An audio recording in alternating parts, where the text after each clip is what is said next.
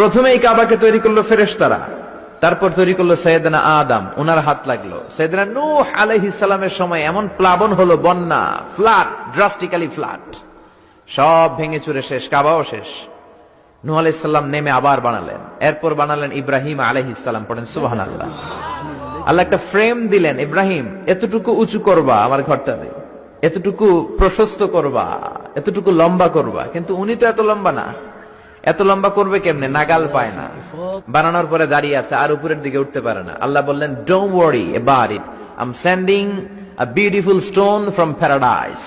আমি জান্নাত থেকে একটা স্পেশাল পাথর পাঠিয়ে দিচ্ছি ইব্রাহিম, ওইটার উপরে দাঁড়াও, উপরে উঠতে মন চাইলে উঠে যাবে, নিচে নামতে মন চাইলে নেমে যাবে। মাকামে ইব্রাহিম, জান্নাত থেকে আসা ওই পাথর কাবা ঘরের পাশে আজও আছে না নাই? উনি দাঁড়ালেন, উপরে ওঠা দরকার উঠে যেত অটোমেটিক, নিচে নামা দরকার নেমে যেত।